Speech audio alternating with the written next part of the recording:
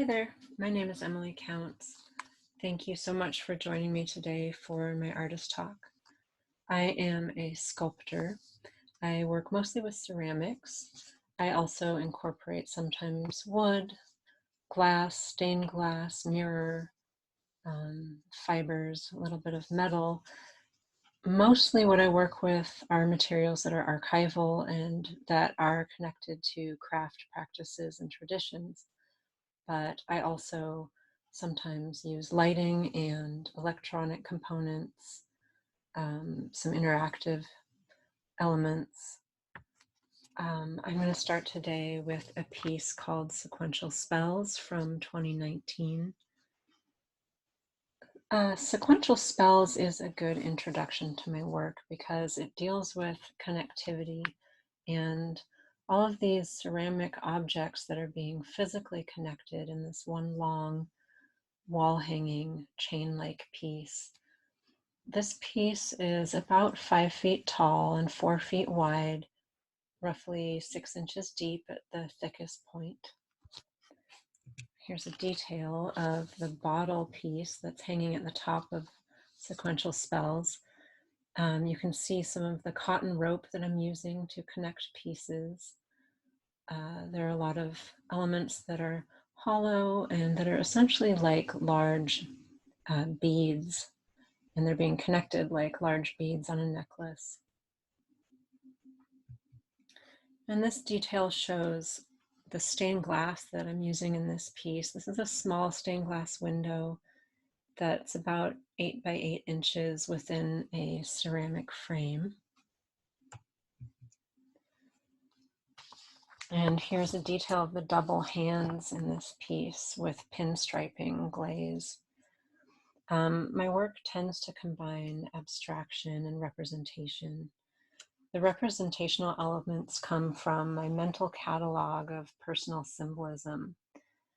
I use these hand forms, hand shapes frequently in my work, and they're kind of like a self-portrait that I'm putting into these pieces. The symbolism that I work with is personal, but often I think that it connects with other people. So I'm also interested in universal symbolism, and the hands being a representation of the artist here, as well as I'm just thinking about human activity and the usefulness and importance of our hands. And this piece is a pot-like vessel that's hanging from ceramic chain links. And it's a great example of my current glazing techniques, which are pretty detailed. I use masking tape to mask off and glaze the geometric triangles and geometric shapes. But then the rest of it is glazed by hand using really fine brushes, as well as gold lusters. Gold luster is a type of overglaze that's fired onto the ceramics as a third firing. It's fired on top of the already fired glazes, and you can see it here in this eyebrow type arc shape, and then a more matte version of the gold luster is here. Gold luster uses actual 14 karat gold in the formulation, but it's a liquid that's painted onto the ceramics.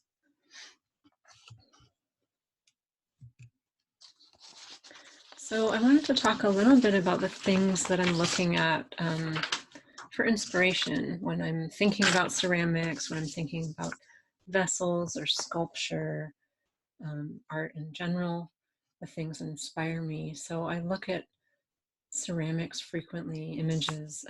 This is a Neolithic Japanese pot, and it uses these beautiful sort of cord-like shapes made out of clay. I think this is a really lovely piece. So I look at really old, ancient pottery and ceramics. This piece I saw at the Santa Fe Folk Art Museum, and unfortunately I didn't write down any information about it, but it's an antique, and I love the openings. It's kind of like a bottle-like opening that they have across the head. So it's a functional piece as well as being a sculpture, like a bust-like sculpture. I also look at a lot of production ceramics. These are ceramic mugs from the 70s. I love the really graphic, simple shapes. So it's a kind of screen printed decal, I believe, that they're using here. Just giving you an idea of the range of ceramics that I'm attracted to. I love typography, so I was really drawn to this mug with this cool 70s font.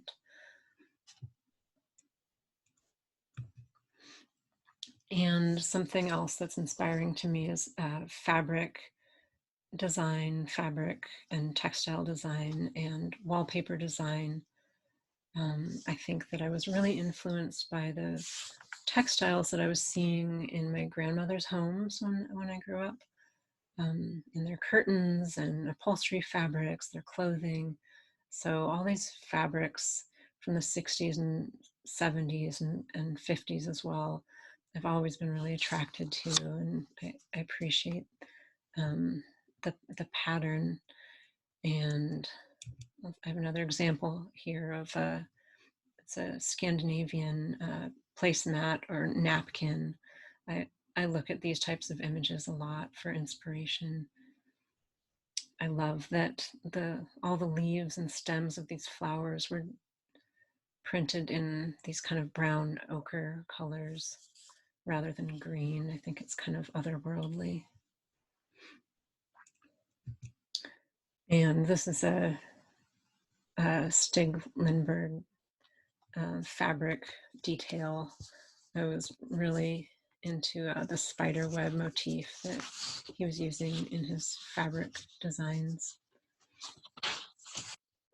So I wanted to talk a little bit about inspiration from my childhood. I was read to a lot as a kid, and I realized as an adult that all of the children's books that I was looking at were very influential for me. I'm always processing my childhood fascinations. So there's a lot of things from Goodnight Moon that I feel like I've worked into art pieces over the years. And I look at a lot of, contemporary and past art, but I think that my artwork more so is influenced by memories I have from my childhood, and the toys that I was playing with. I love these blocks. This is a really cool game made out of acrylic pieces. This is a kind of a game toy from the Children's Museum in Portland. Kids playing on a play structure in the 70s. All these shapes and colors, I think, really influence my sculpture directly. And then in terms of symbolism, I think that the animations I was looking at when I was a kid, like Alice in Wonderland and Snow White, these types of images that I was seeing as a kid through Disney movies was really getting into my head, and I still find it pretty fascinating. They were great works of art, really. Snow White is such an old, beautiful animation. I love the colors as well. So this sculpture, Black Sun by Isamu Noguchi, is at Volunteer Park in Seattle. And this is a sculpture that I'm really familiar with because I would play on it and climb in that hole in the middle when I was a kid. And I think that having direct physical access to this abstract sculpture probably influenced me to some degree. This is also in Volunteer Park. It's just a play structure that I played on a lot when I was little. I I just love these cool abstract forms that children get to hang out on. And then here's a couple other things that have to do with play structures. These are some sketches for play structures, also by Noguchi. They're just such cool abstract sculptures in themselves. And then the fact that they also were meant to be functional, I think, is really, really wonderful. It's a great way to expose kids to art and form. And these are some of his play structures that are in a park in Japan. Just really gorgeous abstract sculptures. I just felt like it was important to talk a little bit about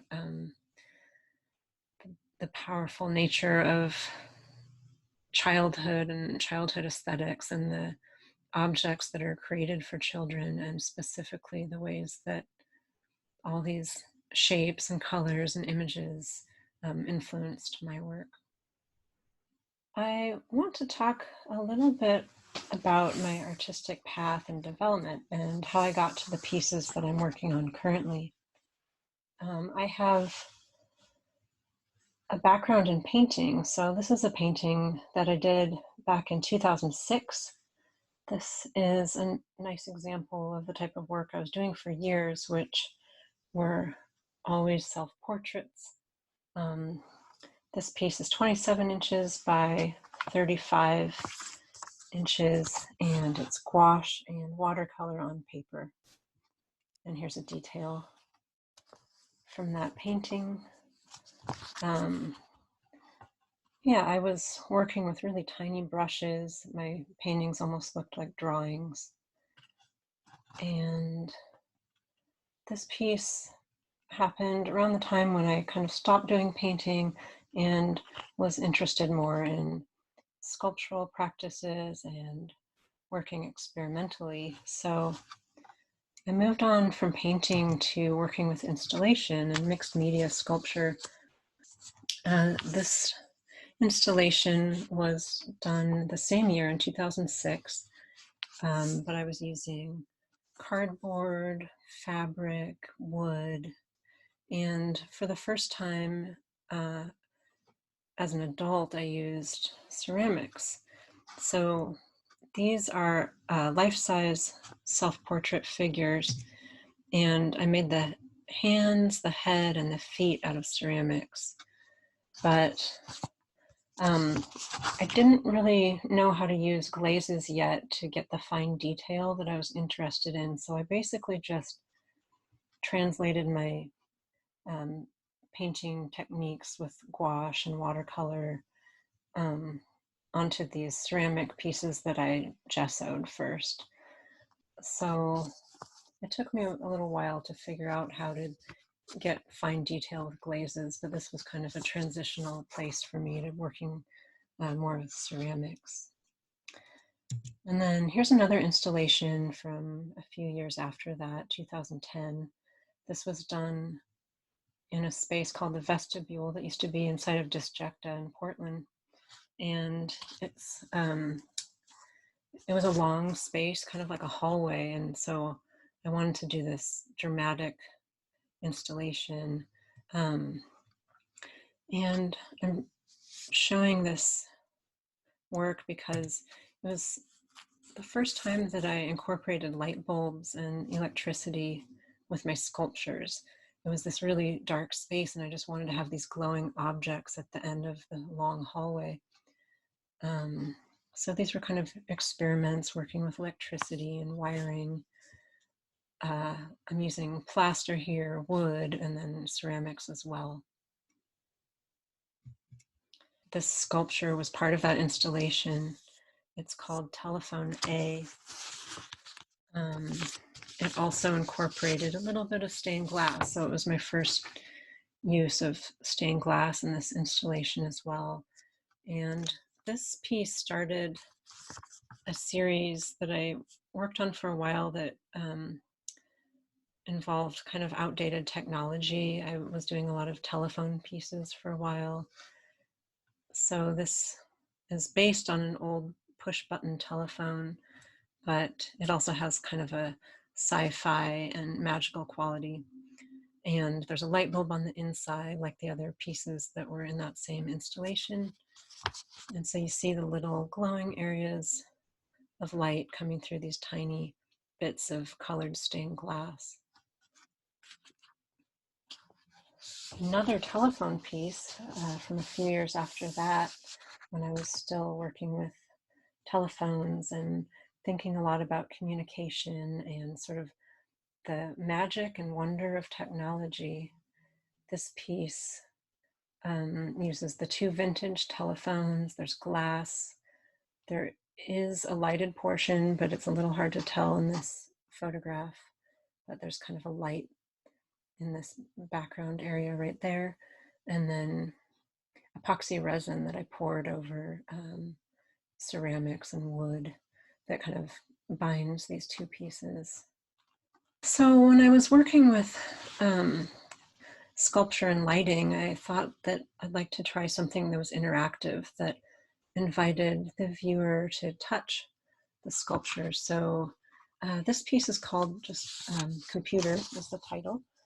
And it was based on my family's first computer when I was in middle school. It was an old Macintosh SE, and it had this same sort of blocky brick-like shape. It had a black and white screen. The way that this piece works is that the viewer is allowed or invited to touch a button on the keyboard that I made out of porcelain, and the computer is made out of walnut wood. The screen of the computer, this area here, is a two-way mirror. So if a person sits down and looks at this sculpture, they just see an image of their own face. But when they press the button, a light turns on the inside of the piece that reveals an illuminated sculpture, this interior kind of abstract geometric mountain that's inside the computer. So you interact with it by kind of seeing yourself and then seeing the inside of the piece. And it's really simple, a really basic situation of interactivity, but I wanted to have that moment of kind of touch and discovery between the viewer and the sculpture. And then here I have a series of pieces that are more recent. These are from 2017, and this is the Android Head series. So these pieces function in a really similar way to that computer sculpture. They're each about 11 to 15 inches in height. They're hollow stoneware ceramic sculptures. They have lights on the inside, and little windows are backed with stained glass. So there's color and light that's coming through these translucent but not transparent stained glass windows. There are buttons. You can see these little buttons on the sides and tops of the pieces, and the normal state of these pieces is for the lights to be turned on, and then when you press the button, the lights turn off, and then there are small two-way mirrors that are revealed within the Android Head pieces.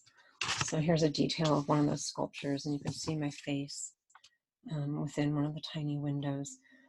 So the action of turning the light off is meant to kind of reveal a part of your face within the sculpture. And then I have a couple other examples of that series of the Android Head pieces. I've been using this pinstriping glazing pattern for a while now. It kind of reminds me a little bit of typography, but it's also just kind of a lovely flow. It's kind of like a river, I guess. I think of it like a river or a flow of energy. And this is a photo of the installation that the Android head pieces were a part of.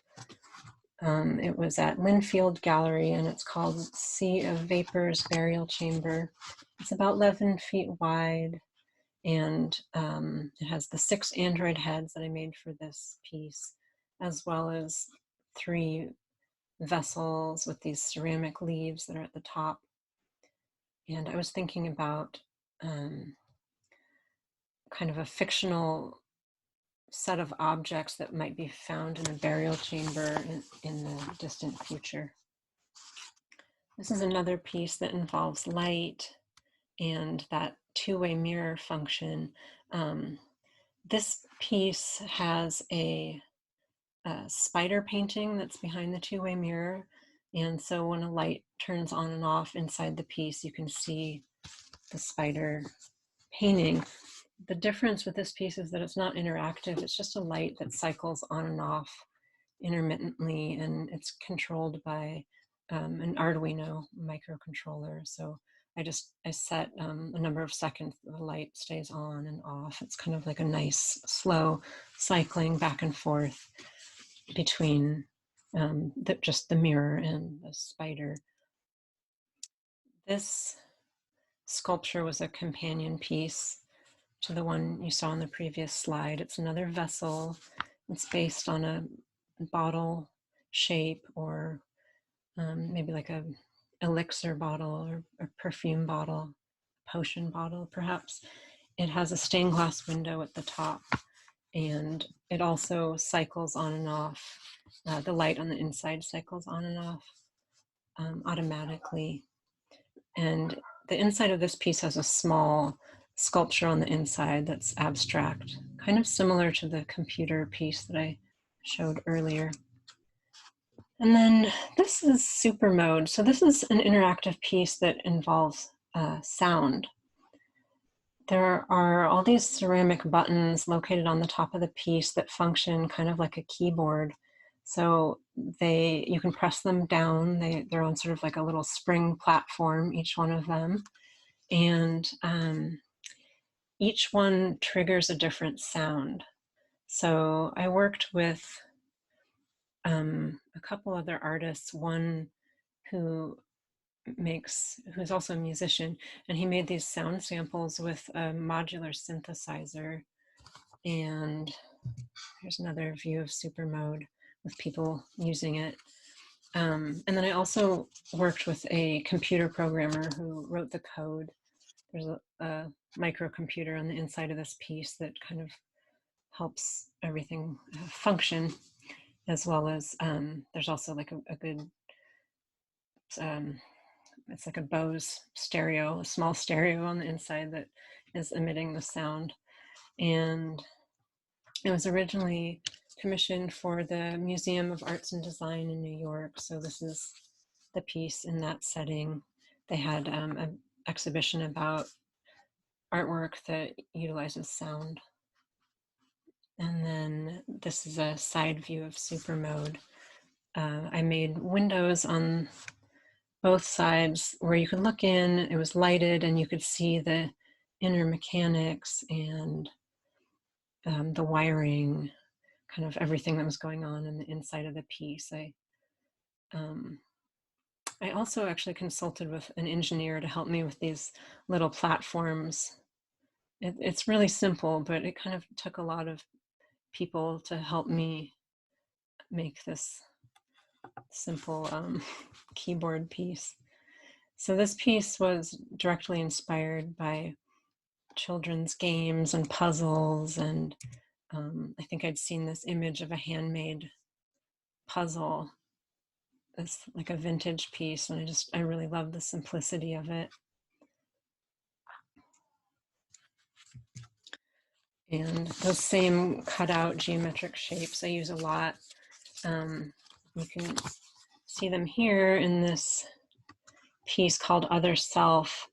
This is another lighted piece. It's not interactive. It's just kind of always glowing with stained glass windows, as well as inset mirror that's just a regular mirror. So you can see your face here and there around this piece. And this is one of a series of stacked sculptures. So I was making these pieces. They stand about between 7 and 9 feet tall when they're on their pedestals. So they're very similar to like the height of a person or taller than that.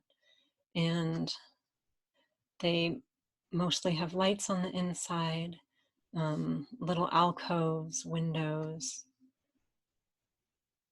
They definitely have a relationship to toys, to building blocks, but also to architecture, things like church spires, as well as outsider architecture and outsider artwork, monuments, trophies, all these things I'm thinking about. Here's another view of that first piece with a second stacked sculpture in the background. And this one is called Astral Months. It's about 8 feet tall on its pedestal, and the detail to the side there of that piece. This one has lights in it, but only in the very, very bottom. These pieces are a pair that I made for the Bellevue Arts Museum for their biennial that was focused on glass. So these are stacked sculptures as well. They stand more in the 9-foot range, but between the two of them, they have about 27 small stained glass windows that I made that are backed by lights as well. So here's a detail of that. Prior to making these pieces, I was cutting glass, but this was the first time I'd learned how to solder them together and make sort of proper stained glass windows.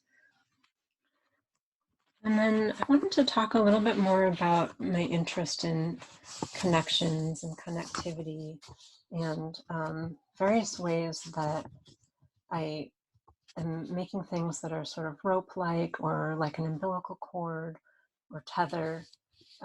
This piece was kind of an early sculpture that I made that used this sort of segmented ceramic rope. So it's flexible in the sense that it can be put in different positions. The sculptures can be close together or a little farther apart, depending on how you situate this ceramic rope or cord. These pieces aren't huge. The taller of the two forms is, I think, about 15 inches tall. And I'm using stoneware here as well as porcelain. And I guess I should talk a little bit about ceramics for those of you that aren't really familiar with ceramics. Both porcelain and stoneware are very hard, sturdy clay bodies. They're non-porous, unlike earthenware, which if you think of like a pot that you have a plant in, which is porous and water can seep through. Yeah, these are just really sturdy clay bodies. Stoneware is a little bit better for building larger forms. And porcelain is very white and fine, and when you work with it like in a really thin manner, it actually is a little bit translucent. So this piece was called Transponders. And then I have a few other examples of sculptures that have that tethering element. This one has a walnut wood chain. I guess I call it a chain, although it's not flexible. But the piece that's swooping down to the bottom, that's walnut wood. And this piece is similar. This has acrylic sheets that stick out sort of directly from the two ceramic objects with a walnut wood tether. And there's a little bit of bronze that I added to these ceramic forms there and there. And here's another connected piece. This one is titled Passed On. It utilizes that same ceramic rope made out of beads with a rope running through it. And then this one also has cotton fibers. There are these little skinny cotton cords that I tied to perforated holes in the ceramics. And this piece is really new. I just finished this in February, and it's fairly similar to the very first sculpture that I showed you, Sequential Spells from the beginning. This one is called Forge and Pour, and it has the thick ceramic chain link. It's wall mounted. There's rope running through a portion of it, and other pieces are just attached individually to the wall.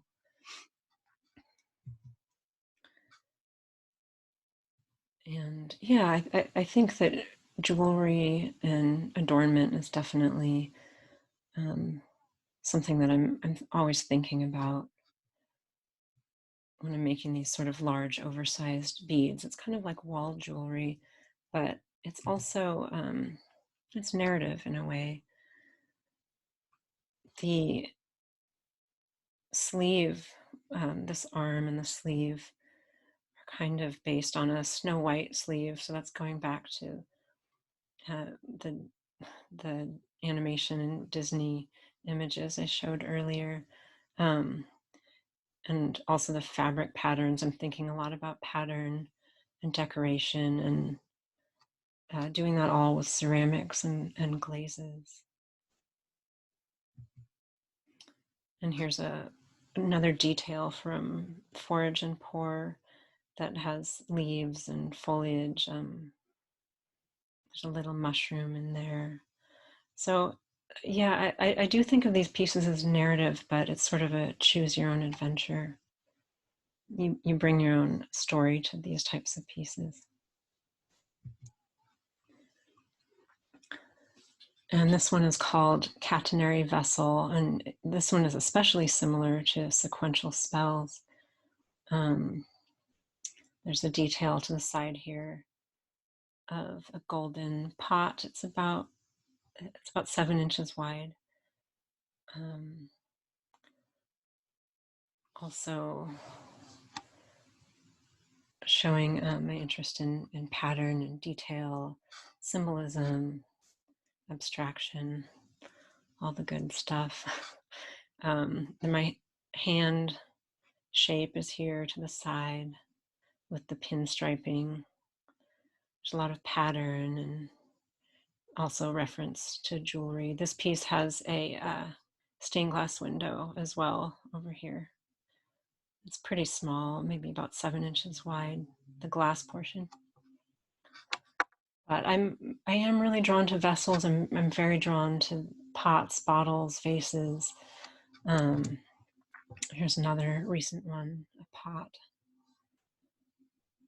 And the history of decoration with these functional pieces and kind of a very loose storytelling that can happen.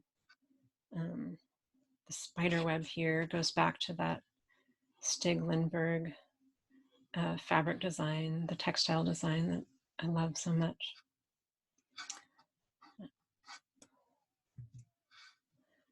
Here's another vessel about 18 inches tall. This was part of the Sea of Vapors burial chamber installation. There's the pinstriping, spider web, eye and mouth symbols, as well as gold luster up here at the top. And another detail from that installation.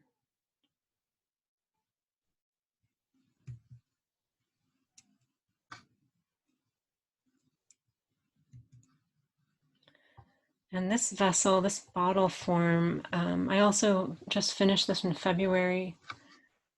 More glazing details. You can see my small brushwork there in this drip that's coming out of the double eyes that are, they're sort of transferring information between one another.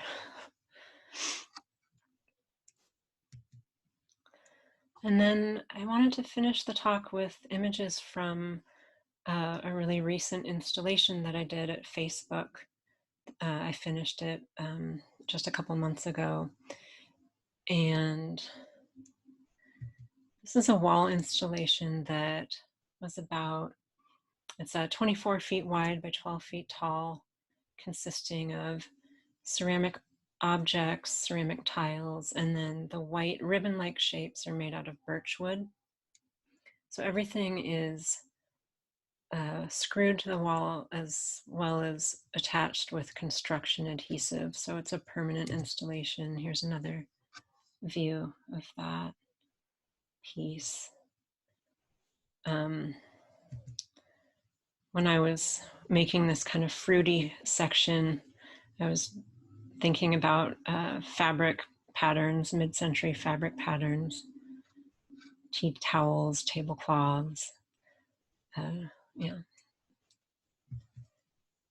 And then here's a detail with a telephone receiver, an old style springy phone cord. Yeah, and hands connected at the elbow, encircling colorful and golden tiles. That is the end of my slides. I would like to take you to my studio next and do a visit, and we can check out the things that are in progress there. Okay, here we go. Okay, here we are in my studio. My studio is in a basement, but it has a garden entrance, so there's a fair amount of natural light and windows. I have this great view of a garden, plants and flowers outside. This window box is here in the front. I have a cozy lounge area in the corner there. I do a lot of sketching over there. And I usually have a few finished pieces displayed in the corner. Right now, one of the Android head pieces is here from that series, and it's turned on so you can see the glowing areas of stained glass. And here's the button on the side that turns off the lights.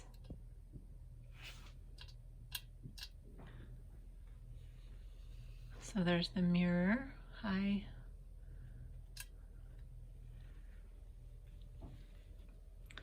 And a couple vessel pieces in the corner there that were in a recent show at Soil Gallery in Seattle. This piece in the corner has about 20 or so ceramic flowers and leaves that are arranged within the vessel. They're all individual pieces.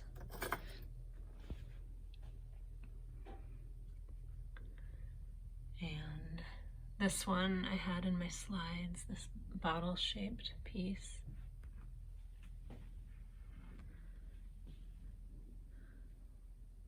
And then this is my glazing table. I have pieces to the side here, the white objects. Those are bisque fired, they're waiting to be glazed. And then in the middle here are a number of pieces that I've been working on over the last few days. I have a vase, kind of vessel shape there, a couple pitchers, those are companion pieces. There's a hand here that I just finished with pinstriping.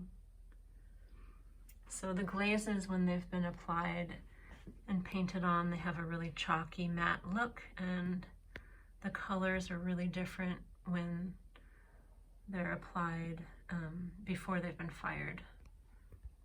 So you kind of have to imagine how it's going to turn out. I have a couple glaze samples here. So this color, for example, right now it's a matte sort of really light pink, but when it's fired, it's going to be this red, this kind of satiny red color. And then this color here, which just looks like a chalky white, that will end up being kind of a cool lavender pink that's glossy. And this color will end up being a lot darker and glossy. So it will become this kind of really deep, dark burgundy, super glossy, that I used here on this creepy hand. So that's my glazing zone. And then over towards the middle of the room, I have a couple tables where I'm normally working with wet clay, doing sculpting, but right now they're just holding bisque-fired pieces that are waiting to be glazed. So a lot of small objects, pieces that will be part of installations and wall pieces. I have another hand there. These type of objects will be wall mounted, and so they have holes in the back where screws will hold them.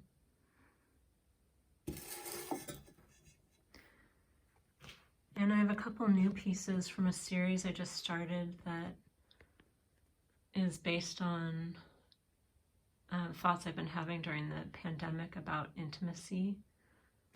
So there are these cup shapes, and I have a couple little pitchers over here.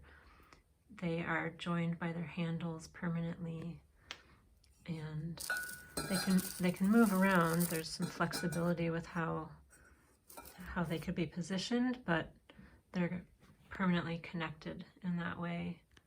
And I'm thinking about touching and the need for people, and the need for touch and intimacy and love and connection.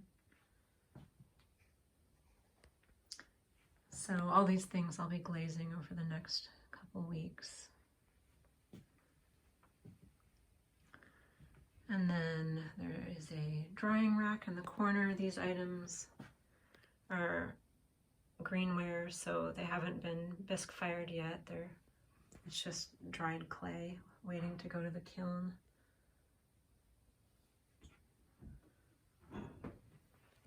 And then I have my slab roller table over here, which it's currently just holding pieces that have already been glazed that are waiting to come together into finished sculptures. I'm working on another stacked sculpture. This is going to be part of a kind of tall piece, and there'll be a number of objects stacked on top of these pieces. There's a few items from the forage and pour piece that I showed during my slide presentation.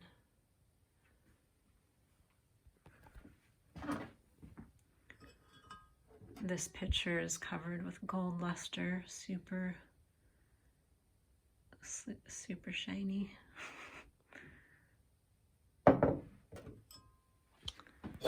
Oops. Oh. And yeah, that's my studio. It's a good space. I'm happy to have it, and glad that you could check it out with me today. Thanks for visiting the studio. Stay well.